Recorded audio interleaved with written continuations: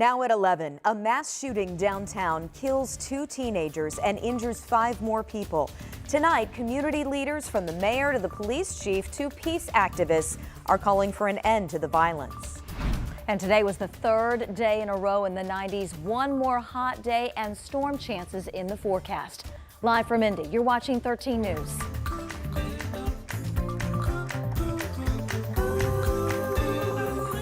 If you're coming downtown to engage in this kind of lawlessness, you are not welcome.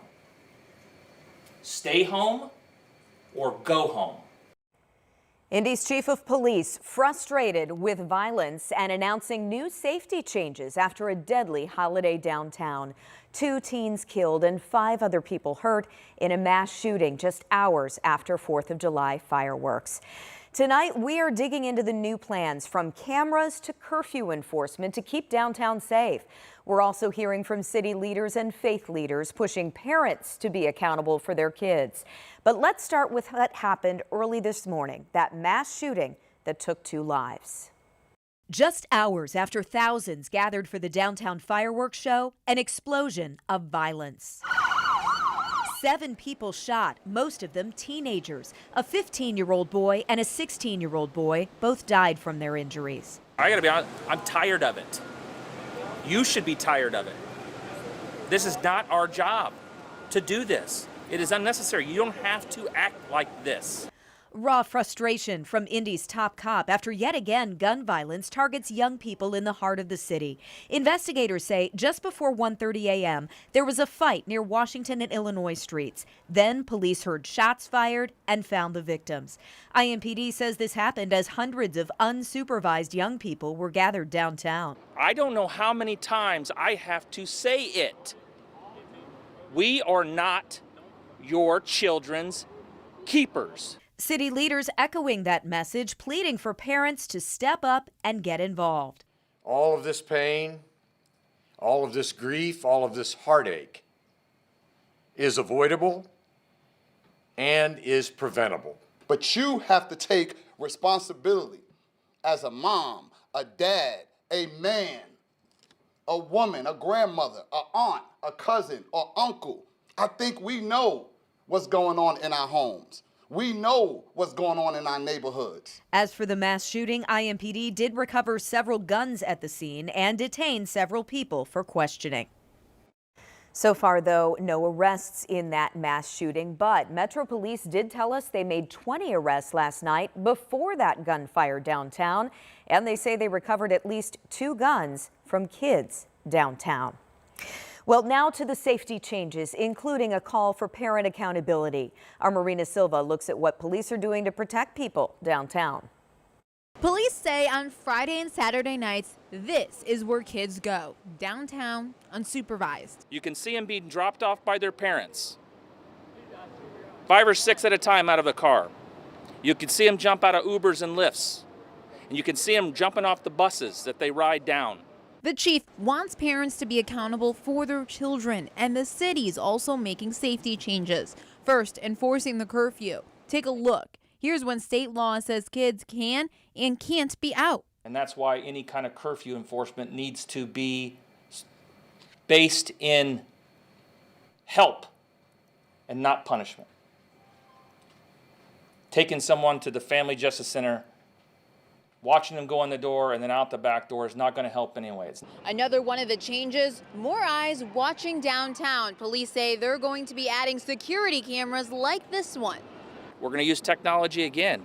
We're going to find out who did it, and we're going to hold them accountable. Police also plan to seek stay-away orders for the Mile Square for people charged with violent crimes or weapons violations. Indiana State Police will help patrol downtown this summer, and the City County Council may update food truck ordinances for vendors out late after bars close. City County Council members are also condemning the violence.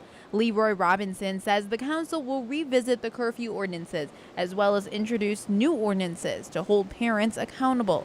He wrote in a letter Saturday, We also recognize the practical realities that come with curfew enforcement. The Marion County Juvenile Detention Center and the Juvenile Family Services currently do not have the staffing or capacity to intake and process large numbers of minors on a Friday or Saturday night.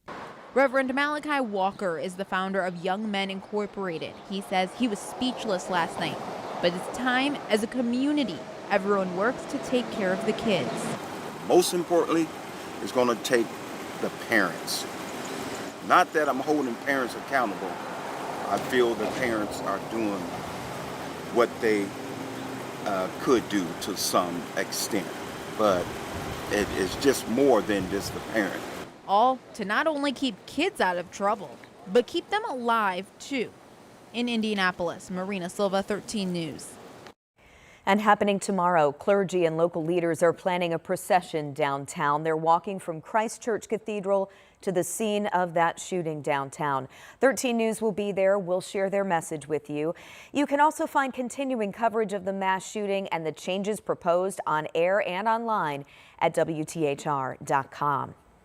Well, it is not just Indianapolis dealing with youth gun violence. In downtown Fort Wayne overnight, one teenager was killed and 3 others injured. Police were called to an unknown problem around midnight and found 3 people shot. A 16-year-old boy died. The other 2 are said to be stable tonight.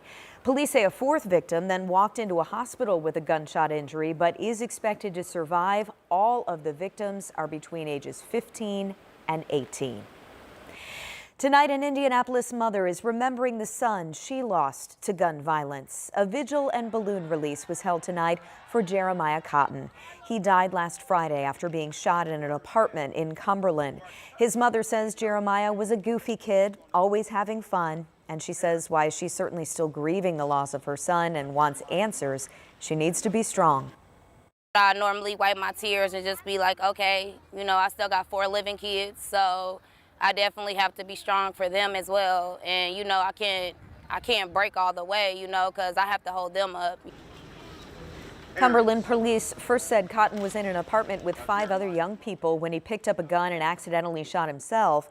The oldest person in that apartment was 18 years old. Well, now the Marion County coroner says Cotton could not have shot himself, his death being investigated as a homicide. A woman is recovering tonight after a shooting on Indy's east side. Metro Police patrolling East Michigan Street near Grant Avenue were flagged down around 6:45 tonight. The woman was first reported to be in critical condition. Police now say she is stable. So far, no suspects. A family of 4 is without a home tonight after a house fire on the west side. Take a look. You can see crews battling smoke and flames engulfing this home on Centennial Street near West Michigan. When the fire broke out around 1:15, it also spread next door, but only damaged the exterior of that house. Luckily, nobody hurt here, and crews were also able to save the family's 2 dogs and a cat from the fire. All right, 11:07 tonight, and we are clear right now as we take a look at live Doppler 13 radar, but watching for some changes, potentially some showers tomorrow night. Angela's in this evening, and you know, some of us could actually kind of use the rain. I know. I've had to water my flowers and my plants. Yep, the last couple of days. So yeah, we could use a little bit of rain. That axis that's out west will get here this time tomorrow and have an impact later Sunday into Monday. We'll be tracking some showers and some thunderstorms. But as Jenny pointed out, that is still out to our west, and we are in the clear. It's warm. It's muggy. It was another hot day, and we're still at 82 in Indianapolis at this hour, 80 in Lafayette, 79 Bloomington and Seymour, and 81 degrees in Columbus. Back into the low 90s for highs tomorrow. Hot, humid. There will be some scattered storms around, and rain chances actually peak later tomorrow into Monday as we're tracking that axis out west to start to shift our way. And you can see that happen by midday tomorrow, impacting the western part of the state. Best chance for the steadiest, more widespread rain will be across the northern half of the state tomorrow afternoon. And then that begins to shift across the central and southern parts of the state on Monday. I'll have the local analysis in a few minutes.